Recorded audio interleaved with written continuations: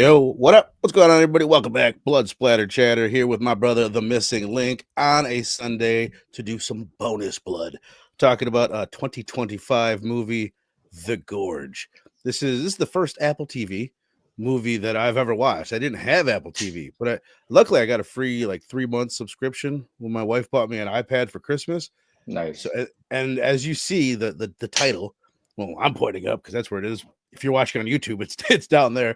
But The Gorge, is it the biggest disappointment so far of 2025? That's the question we're going to be answering. My short answer, I haven't seen everything, but I'm going to say, yeah, this was the one that I was probably most excited about because I love Anya Taylor-Joy. It seemed like Apple, I don't know, Apple TV to me has got a good reputation. I always hear good shit. And maybe it's because I'm a newbie. I was like excited, like, oh, getting into the Apple TV. To me, it was pretty disappointing. Anya Taylor-Joy, Miles Teller, correct me if I'm getting his name wrong, directed by Scott Derrickson, who did Exorcism of Emily Rose, Black Phone. He's doing Black Phone 2 this year, Doctor Strange. So some of those I like, most of them, kind of bid on. But what up, my brother? What up? What's up? Yeah, I gotta agree. It's easy to be enticed by this movie. Like visually, I think it's on point. But we kind of we're discussing it's kind of mid. I'll say that we gotta get too far ahead. It's got a lot of shit going for it, but it kind of really never sticks to one thing, Right. Overall. Well, I think I think what you're alluding to, because I know that we're gonna get what it's doing. It's horror, it's action, it's a romance. It takes place partially on Valentine's Day, released on Valentine's Day. It's a action. If I didn't already say that, I think I might have, and it's sci-fi. So that's one thing I want to do. We'll go through it. Does it do any of those? Does it excel in any area? And you know what I mean? Where does it do? What does it do the best? But I want to kick it off just by getting a little further. Like Anya Taylor-Joy, I love her. She's like my wife's favorite person. Like if my wife calls her my girl. Oh, my girl's in. She loves Queen's Gambit. It's like her comfort series. Puts it on constantly, and I like it. I think she's cute as a bug. I love the 60s aesthetic to that one. But she was the best part of New Mutants.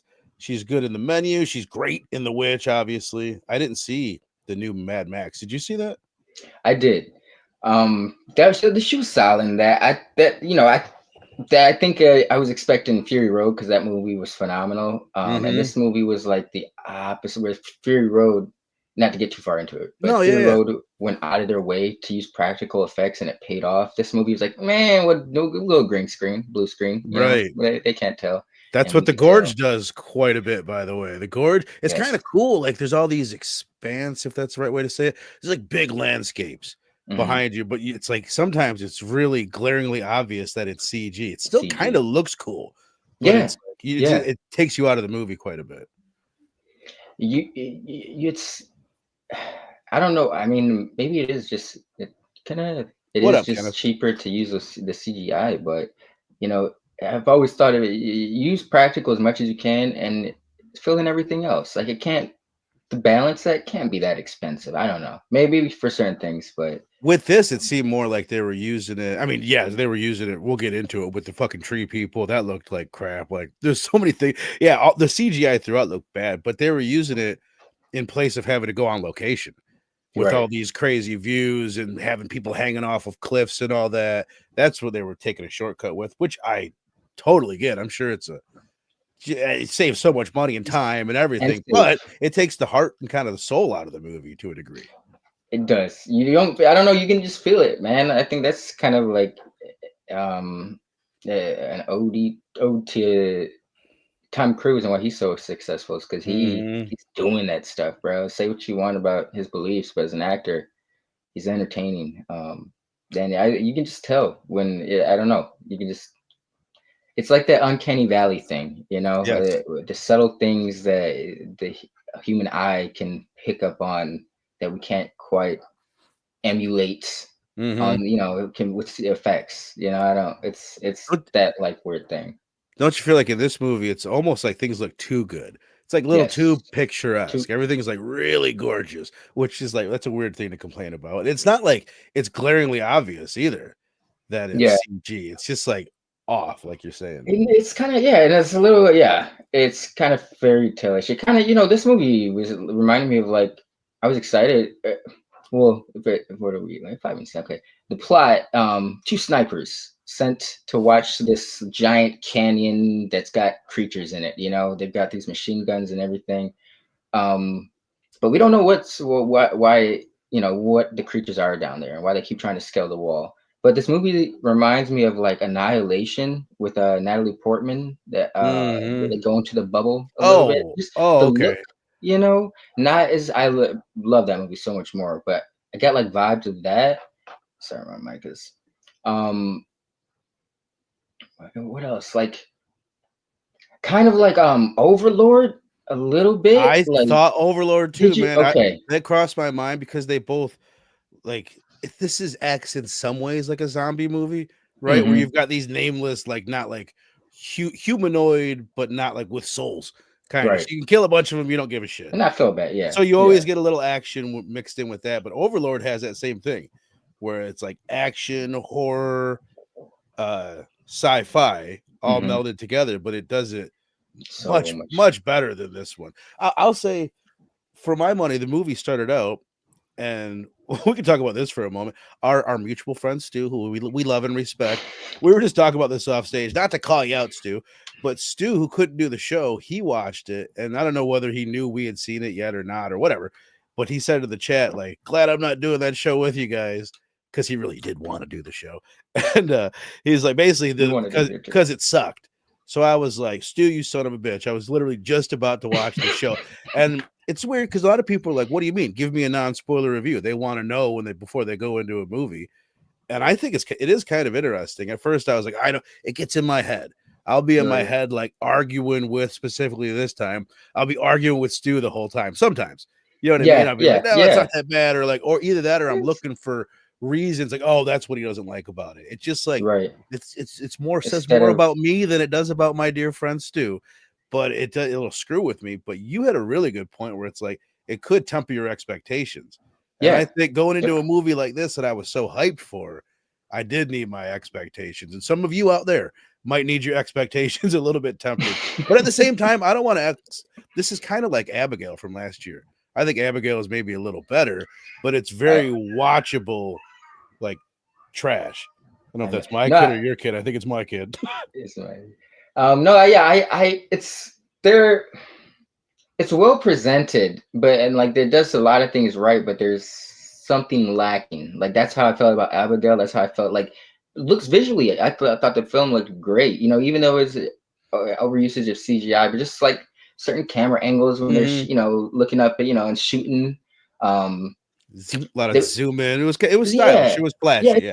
Yeah. And it reminded me of like how Netflix has tried to do this. They've tried to do like a Gray Man or a super stylish action movie or something, and there's always something off about like a Netflix film. Even something with someone like Zack Snyder couldn't really pull off. You could, I don't know, but his recent movies, I forget what they're called, Rebel Moon.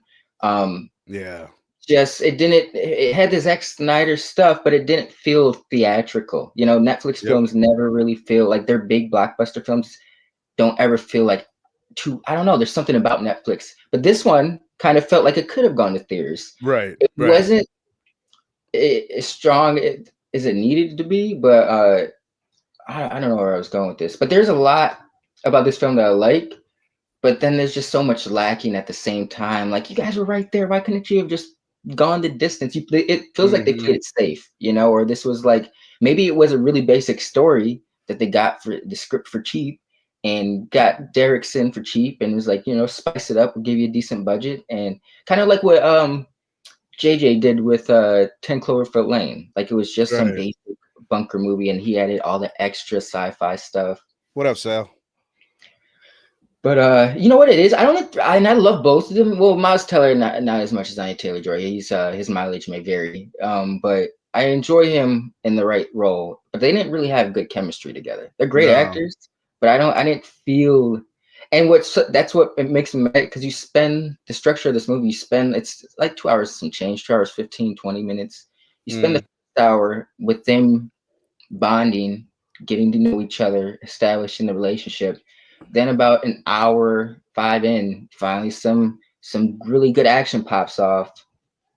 And then the next hour just kind of unfolds with like, it looks good, but it's kind of like rinse and repeat the scenes. They get attacked Yeah, by some free people, they get away, they get attacked again, they find out what happened, where the gorge really came it's from, and it's it's paint by number. yes, It's just yeah, so like tropey and like generic, and we've seen it 1,000 times. That's why I'm surprised that Anya Taylor-Joy took the role. Like even like she makes weird decisions and she does a lot. Don't you feel like? Correct me if I'm wrong. I feel like she's one of the biggest names in Hollywood, right? yeah, Like oh yeah. I don't know many young stars by name, and I know her name like super well. She's like an Emma Stone. Like, like they're like you can see them do just about anything. Like they have their pick, whether Right. whether they want to lead a show or Even something that I liked, like the menu, I still like that was a weird choice for her. Like I remember watching the menu, going in really excited about her, and then leaving excited about everybody else.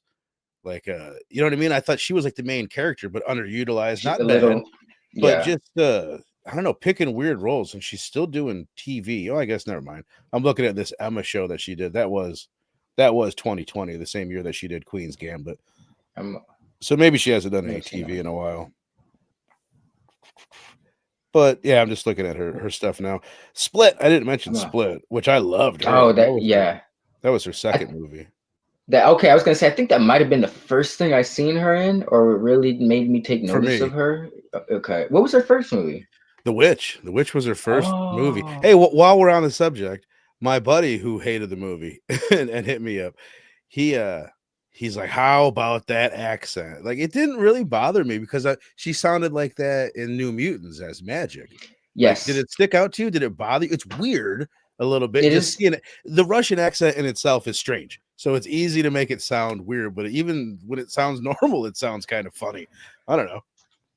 I wouldn't say it was bad to me, but it stuck out to me in the sense that I was like, damn, she does a Russian accent in a lot of shit. Like maybe it's just been Hmm. this in New Mutants, but I feel like I've seen something else where she was doing like a Russian accent. I don't know. Um, I meant to look up pornography to make something. What was Queen's Gambit? Wasn't she like fucking?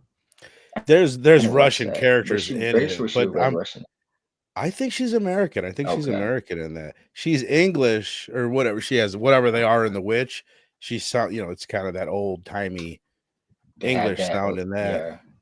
yeah, Yeah, it's funny that you mentioned that because I think it is just New Mutants these that she has that two. accent, but there's something about it to me. Well, you tell me. I haven't seen Last Night in Soho, and I haven't seen The Northman, so those are two big ones for her that I You know know for what? I sure. think the Northman that even though it wasn't Russian, she's got a strong. It's when she does an accent, it's very thick. I think I don't know. She just lays it on very thick when she does an accent because I remember it Hmm. standing out in Northman as well. Okay. Yeah, I didn't know this. So she's cast in Dune 3, which I still haven't seen Dune 2 yet. I really need She to. had she had like a 1.5-second cameo in Dune 2. It Okay. was just Okay. like a blink if you miss it, and it was almost like I had to when I had to rewind it because I was like, who is it? Because you can't even already really tell. So I thought it kind of looked like her, so I typed it in to Google. It was like an Anya Taylor-Joy Mhm. in Dune 2, confirmed that she was. Hmm. Sorry, my kids. Well, it's all right. It is what it is, man. So like I said at the top, we've got all these different genres that it's juggling, Yes, which yes. a lot of times that can be great. A lot of times, like I said, the best zombie movies, they'll do all these things. I love all these, but I feel like it just kind of missed the boat. I'll just say it up front. I think on almost every front. So like let's start with the romance because I think that's the promising setup. Like you said, the setup, it's weird. Like the premise on itself is like fucking insane. We've got these monsters in this gorge. We've got either of you or professional snipers on either side. And first of all, the thing that's weird, why just two people?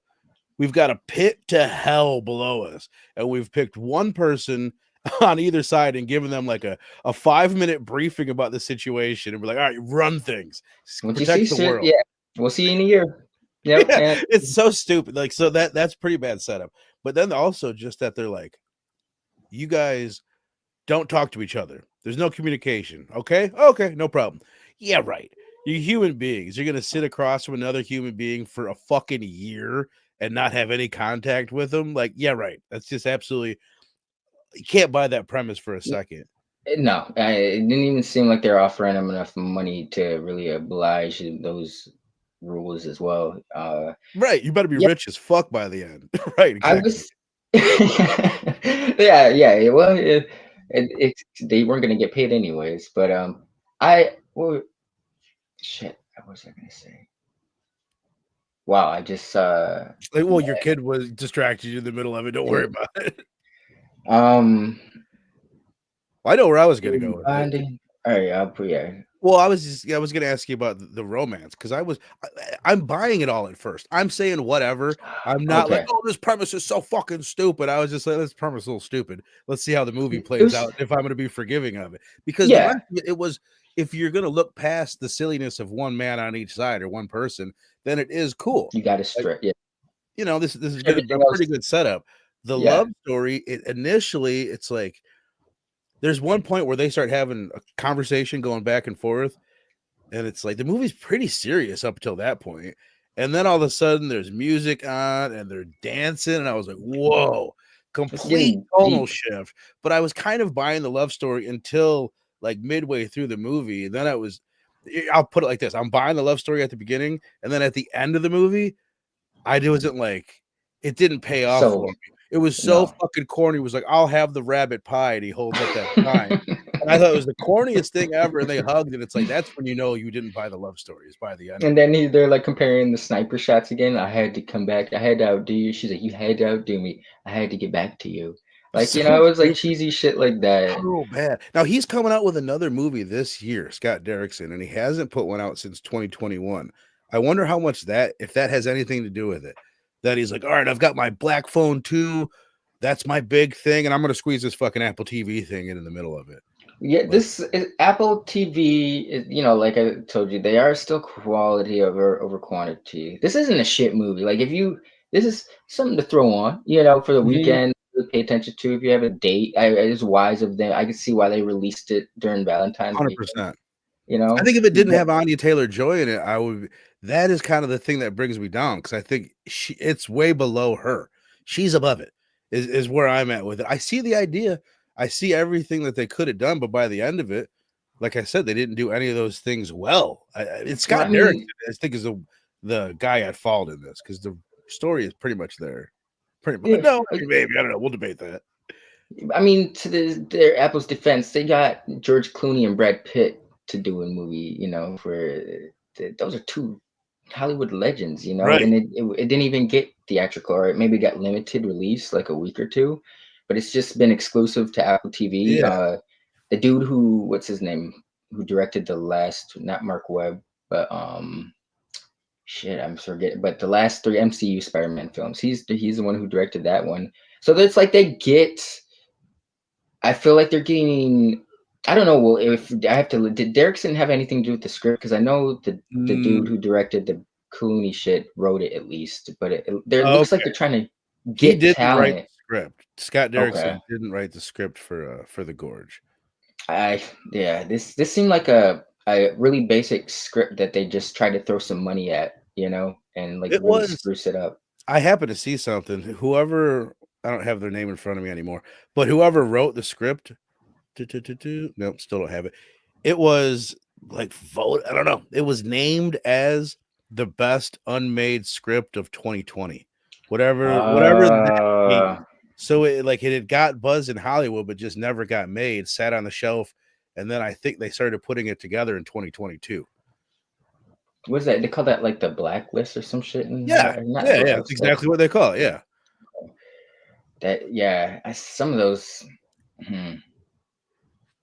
Maybe had it been released a few years ago during Yes. the pandemic, I think it would have been better Well, received. dude, to me, I think a big part of it is like I am fucking like so over. I was just showing you before we got rolling my life-size Infinity Gauntlet, Thanos Gauntlet I have in my room. Over here, I've got action RoboCop. figures, Star Wars, Marvel, like you know what I mean? That I was so into that stuff, and now I'm so over it.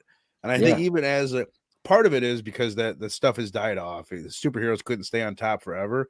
But Yeah. honestly, a big part of it is like watching so many more classic movies and so many different types of movies now that I really see like You what want to, people I see what people complain about the cookie cutterness of just like blockbuster movies in general, and it sticks out to me. I would have liked this movie more 3 years ago. I know it. yeah. I know that about myself. I don't know about the world, how they would have felt about it differently, but me, I would have liked it better then.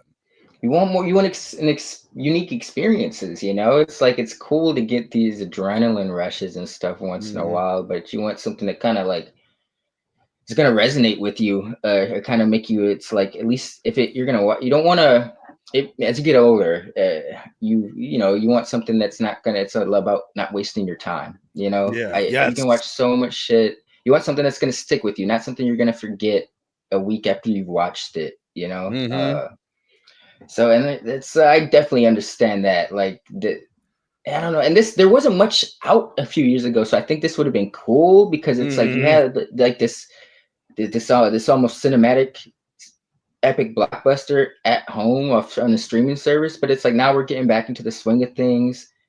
These kind of movies don't really hold much appeal, you know. It's you if they do if you're gonna do it, you have to really go big with it and do it right. Right. And I feel like they did. I don't know because if this was on the blacklist, I'm very curious, like who is at fault here as to why they couldn't nail down the balancing act. Who do you Mhm. think is it? Is it like Derrickson's fault? Do you Who I mean, I don't know. It's just like we're sitting here going through it. They didn't. I'm gonna say Derrickson because they didn't pull off almost any of it. Like the romance, like I said, would you agree with that? That it had a pretty good setup, but like Yeah. overall, romance failed for you by the end of it, or you think it worked? I meant to like first I was like, okay, you know, because I thought, you know, I was kind of like, all right, it's a stretch that these people are falling in love, but I was like, trauma bonding. Yeah, we'll just chuck it Yep. up to that trauma bonding. I can get behind that.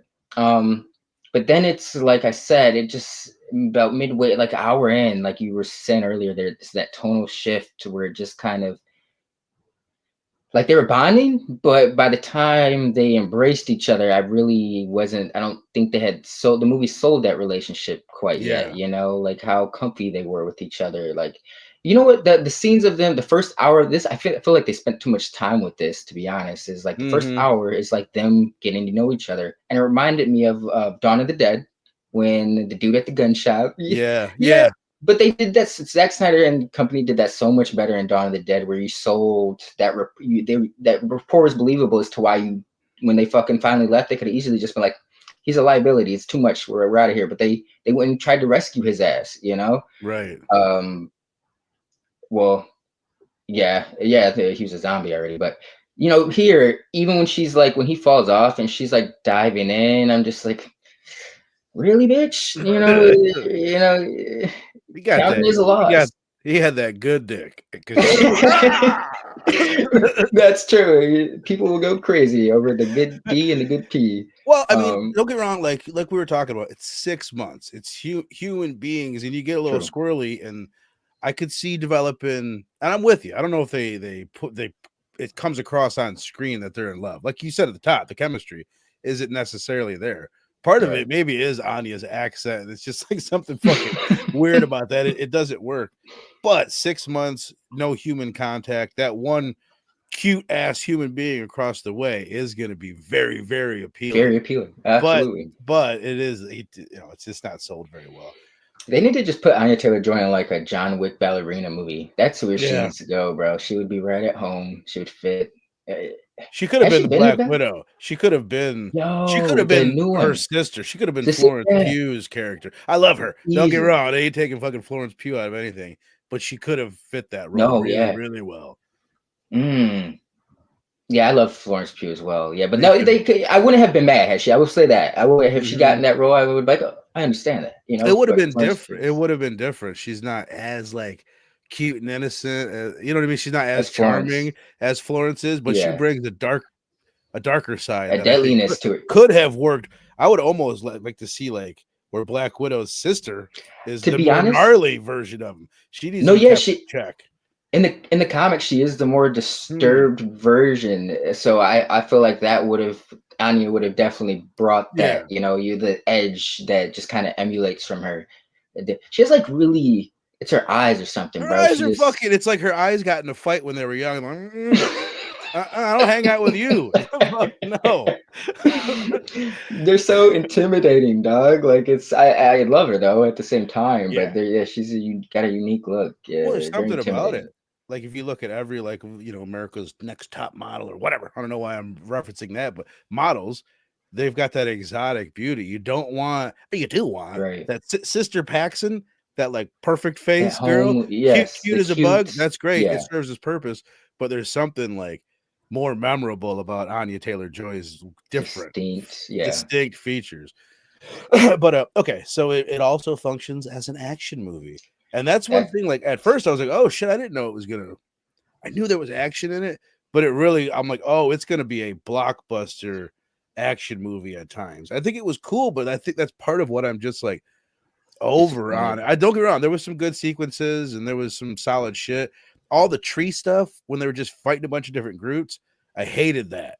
So I was pretty checked out anytime that was going on. I think the initial action scene was my favorite because by the end of it, I'm like, holy shit, there's guns Yeah, flying everywhere. And plus you're learning about what the creatures are coming out. So it was pretty cool there. But by the end of it, I think it fails as an action movie too, for the most part, yeah, even though it's pretty yeah. solid. It's stylish, but it's there's no heart to it. Or say the momentum is not there, man. Like, yeah, but I thought there were some cool moments, like when the tree starts becoming like a Venus flytrap and eating Miles Teller. I was like, that's kind of cool. But like you Mm-hmm. said, that we had fucking Groots on tree horses and stuff. Like it was like I was like, why? Like why are they riding horses, make believe horses and stuff? For what reason? Like, why don't they just have like make believe they can't grow? I don't know. I was like, they can't Right. grow tree wings and shit and just fly up there. They can grow everything else. Yeah, Um, they're 1940s American soldiers.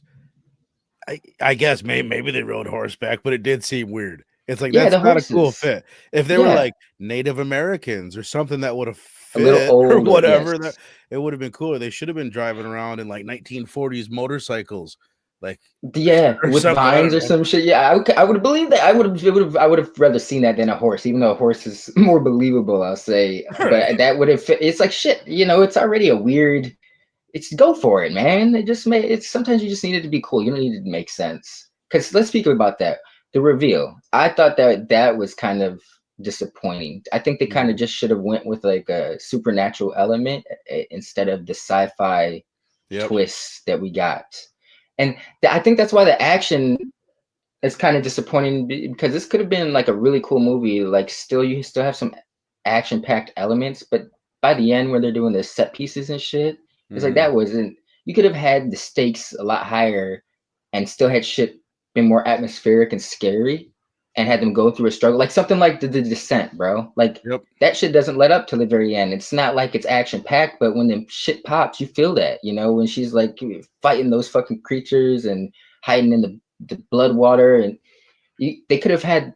I don't know. That movie was not on a. It was probably done on a dime budget compared to this For movie. sure, dude. So it's like that they could have pulled that off. The stakes could have still felt high without the useless set pieces. Totally. It just felt generic, and you're right, like no stakes. And it's the part of the movie. Well, I'll put it like this: there's 40 minutes left in the movie last night, and Mm. I was like, I'm looking at the time. I'm like, I can watch this movie and go to bed, or I can pause now. I can squeeze in 40 minutes of playing video games, which I actually And played for finished. another. I played for 2 fucking hours, and then I woke up and I finished this fucking movie in the morning. That's where I That was was. a I, smarter I was like, decision. I don't give a fuck about this movie by the end, which Yeah, that's the biggest thing to me. and I asked Stu earlier before we got rolling. I was like, "Hey, what's your score?" I'll reveal that later. And like, what are your thoughts? And he said pretty much everything that we've said. But that was one of his things. Like, how many times have we seen that villain? You know what I mean? Like something that looks yeah. just like that. And you mentioned the Descent. Perfect. Imagine if it was closer to the Descent or something cool and original, Gnarly. which kind of leads me into the other genre that it's doing is the horror. And it's for me, CG and horror, This is something Robbie pointed out. 'Cause I used to be this guy that would hear people be like, "Fucking CG sucks." And I'm like, "What do you mean? What do you mean? CG's giving us everything. We can see all these things we could never do." But the more I've got into horror, the more that we went back and watched all these 80 horror, we revisited so many of them and learned so many new ones. I appreciate the practical effects more. And the point I was saying about Robbie said like CG, it's great. It may be in action movies and superhero movies, but there's something about it in horror that it just takes you out of it. You need to, like, an action scene, you're not necessarily like feeling the same way you're feeling a really good horror scene. Yep. So it doesn't like take you out of it emotionally the way it can with horror. It's action is supposed to, don't get me wrong, horror is about visuals as well, but it's like you said, it's about feeling it. Action oftentimes is just as long as the shit looks cool. You don't need to feel shit about action. It helps, but it's not integral to pulling off a great action scene. Totally. You need to feel that, like, so it doesn't matter if you're seeing CGI cars fly around or CGI world and monsters and dragons, because you're like, I just want to make sure it looks cool. With horror, if like I said, it's an uncanny thing. If we know that it's not there, it's like kind of like it takes the threat away just a little bit. It's like it jumps out of the horror genre and then you're in the action. That's the hard thing to do, I guess. Yes. Is how do you maintain like a good 28 days later, where you'll have those scenes that are pure action, but you maintain the horror. Mm-hmm. Part of it is it's not Groot that's chasing you around; it's a real human being, and it takes you such a long. Well, just any movie like that, you know what I mean? How many movies have we seen where there's just a massive swarm of people and you're mowing them down? And sometimes it's cool, but in horror, it really doesn't work. But honestly, dude, I feel like we've hit most of the points that I wanted to hit. I think we should just fucking, if you got anything else to throw at me, please do so, of course. Right. But let's rate this bitch and get up out of here, man. There was this short on this show called Love, Death, and Robots. Roscoe, my man, it looked interesting to me too. Yes, maybe you should go still check it out. It's very watchable. It's worth a watch. It's going to be a decent date night movie, but it disappointed me overall. It wasn't nearly as good as I thought it was going to be, and more towards the bad side for me. There was a short on this show called Love, Death, and Robots on Netflix. It's a bunch of it's an anthology show. And it's like CGI. They've used like real actors once. It was like Topher Grace and Mary Elizabeth Winstead, 10 Cloverfield Lane. But they were watching some life go down in their fridge. But great show. Highly recommend it. But there was a short in it that was kind of like, I thought this is where the movie was going for. It was like, took place in like early 1900s, but it was about a bunch of like Russian troops. And they like towns have been attacked by like these demons. And they like were trying to find they're coming out of the ground, and they finally like narrowed it down, and it was like, turns out it was like the pits to hell or some shit like that is where they're coming from. So they get into like this epic fucking fight, and it's like, it's savage, but it's gnarly, brutal, but action packed at the same time. And at the end, there's like this bombing to like try to cave in the gates of hell or some shit like that. Mm-hmm. But it was scary. It was at the same time. It's like, I thought this movie gave me a lot of those, the trailer gave me those vibes, but it's like, I thought that's what this was going to be. Like, the CGI, that's like the last half of the movie. It's like, maybe it's like different. Maybe we were expecting something. Fuck that. I think they sold the trailer. The trailer sold us a different movie than Stu said the same thing. I meant to watch the trailer before, because that's another thing Stu said.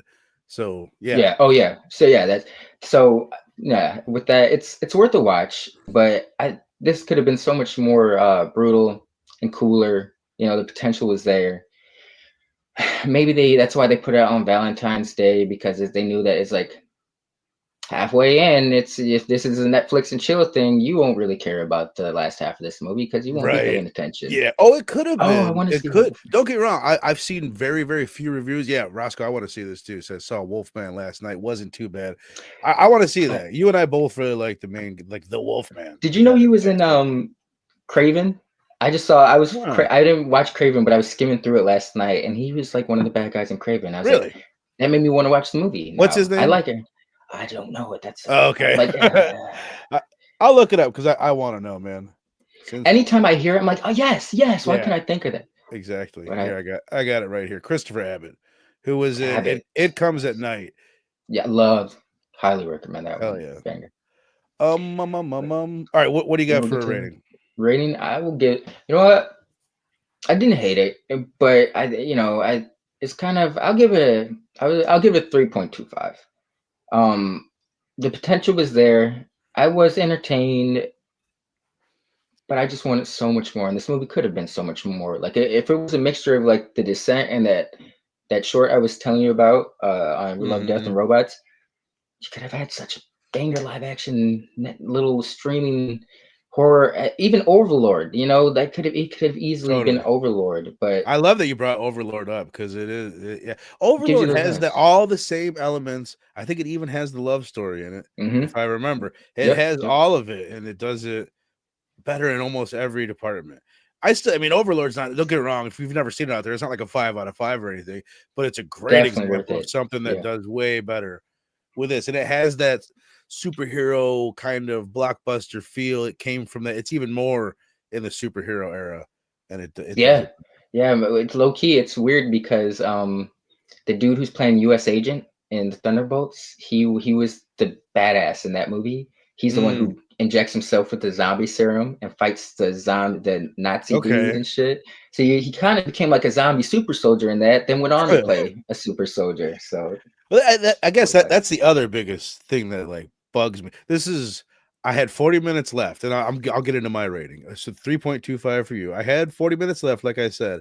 I told my one buddy who had seen it, I'm like, I'm about to finish it. This shit sucks, pretty much. I'm like, oh god, where the fuck was I even going with that? Ah, rating. Did you change your rating, or you kind of enjoyed Overlord. something? I don't remember. Fuck, bro. I don't You were remember. telling your buddy that you didn't like it, yeah, or you kind Yeah. of thought it sucked, but maybe Oh, you I don't know. didn't. Whatever. Yeah, Maybe it'll come we'll back to get me. to Maybe it. it won't. The point is, I'm gonna give it. I'm gonna give it. Oh, this is the point. This is the point. I told him at that time it's a 2 right now. Maybe it could be a 2.5 if these last 40 minutes really pull it off. I I'll feel that. split the difference. I'm gonna go a 2.25. And I think Stu said he would give it a 2 or a 2.5. And my buddy said a 2 or the 2.5. So for me, that's it sounds pretty fucking good to me because the last Yeah, didn't. I ended up just laughing at the ending of the movie, and that's not what you want. My reaction to the end of the yeah, it movie wasn't. was like, "Oh my god!" It's like, how did they get this corny by the end of it? Do you Because want it's some? set up like it could have been. They could have been taken a lot more seriously. I think. You know what? I was even at the ending that was cheesy with the whole rabbit soup shit or rabbit pie. Right. I was like, if he would have done some shit like she's looking for him, and it's kind of like the end of like Dark Knight Rises, where Alfred goes out to eat and he thinks he sees Bruce and That's he's not exactly really what I thought, sure. bro. And they Exactly what should I have thought. done that, bro. They should have like she sees him and he's kind of smiling, and the film cuts. Like Yeah. that's all we needed. We didn't Because need the fucking he's eating and you're like, is that rabbit pie? And it cuts away. yes, yeah, yes, yeah. And no, it should have done that. And that's the first thing I thought. I'll be honest, Roscoe. It's a tough one. Like, I mean, It's worth a watch. I I would would say this: recommend if it. it was an hour and a half, 100%, have a blast, enjoy yourself. It's 2 hours and 10 minutes, so it depends. How much other shit do you got that you want to watch? You know what I mean? Like, how big of a fan? Yeah, My wife wants to watch it because she loves Anya Taylor-Joy. It is also, it's always worth throwing in. Maybe it's not worth throwing in, but there's something about reviewing a movie that fucks with the experience too. I am being yes, maybe a little too critical hypercritical of a movie that as isn't opposed to isn't set just up for hyper criticization. yeah. That's why I was like comparing it to like an action-packed Netflix film. Yeah, It's like those. it's 2 hours and like 20 minutes, Roscoe. Like that's what it seems a little bloated at times. Now that okay, we didn't really bring that up, but it's like had this been like an hour 45, hour 30, you could even had they had the CGI, I think I might have been a little bit Right, more million forgiving, percent. you know? There's Yeah. all these things. There's a lot of elements going on that we didn't bring up. There's stuff with Anya Taylor Joy's dad that maybe it's there, maybe it ties together and is satisfying, and I just Yep. missed it. I feel like it's not. This fucking Miles Teller is a poet. He knows it. He shows it, and he fucking sucks at it. And I don't care. I don't care. He's reading poetry on the wall, and it's telling him everything that he's supposed to be doing and thinking. Sigourney Weaver's in the fucking movie. Doesn't matter. Didn't doesn't really change anything. It's cool. It's cool to see her. It's always cool to see her. It's good as a bad. I'd say throw it on if you're like cleaning or something, Roscoe, or like organizing, or just you're like doing something and you want something to like kind of like look at once in a while. It's because if you watch the whole thing, there's gonna be so many unanswered questions. But if you're just kind of like looking at it here and there, like and taking in like the cool visuals, the action scenes. I think it'll be a more enjoyable experience. The shape of Anya Taylor, not to be pervy, I'm just fucking saying, she got an amazing like shape. Very right? Athletic. Yeah. The first time they show her, he's like fucking creeping on her from across the way, and it zooms in on her. She's got her back turned, and she's sawing something. There's a few scenes like in Queen's Gambit. There's a couple times where she's just like leaning up against the wall, and it's like that is how a child, not a child, that's how like a fashion designer would draw a female form to put their outfit on. When she was like draped over the rock waiting for him at the end of this, like she just looks very stylish every time she's just chilling somehow. She's so cool. She's a fashion designer's dream. Like she just looks so cool and everything. And it's interesting. It's kind of like what we said about her face, where it's a unique design. She really has that hourglass frame, but it's like exact. She looks like a cartoon that it really makes it stand out. Her eyes, she has almost anime eyes, bro. Like, to be honest, because they take up so much of her in a good way. Because she's a gorgeous woman, but totally, it's the first thing. Like these years, we've gotten used to Anya Taylor-Joy's face, but I remember like the first time I saw it, I was like, "Whoa," you know what I mean? Something's off. Really does, something different about this face. But all right, let's get about this bitch, man. 3.25 for the missing link. I went with a 2.25. Roscoe, appreciate seeing you here, my brother. Sale, Kenneth Bird, Kai to the motherfucking Kai. Let me see. Do I have anything? Boom. This Thursday. Stab 2. Oh, Scream 2. Stab 2. Extra stabbiness. Roscoe saying, I'm gonna have to double think about watching it now. I'm glad I got to see your reaction. Tell you, man, I'm glad you popped in, brother. Really appreciate that. But hell yeah, man, come back, hang out with us on Thursday, talking about Scream 2. Every Thursday, Steph and I get together with our brother Stu from Dr. Doom's fan club, and we talk about a horror movie Thursday night, 8 Central Time. And then next Sunday, I don't have the thumbnail. I need to get the thumbnail put together, but I'm getting together with Robbie and Fable and E from 9 Panel Grid, and we're going to talk about the first 2 episodes the episode 3 and 4 of Masters of Horror, which is on Tubi. They took it off for a second. What's that?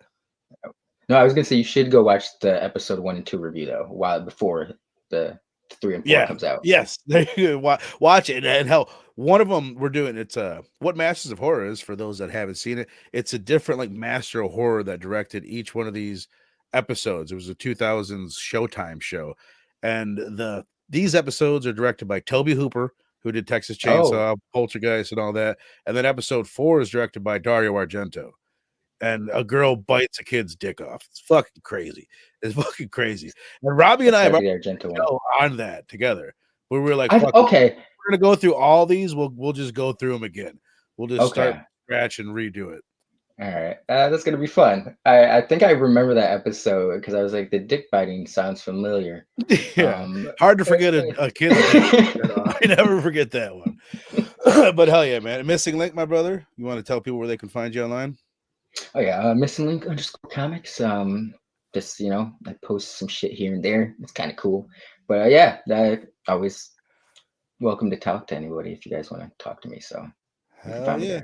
Hit them up, send them things, send them questions, send them titty pics. No, I'm just fucking joking. Family program.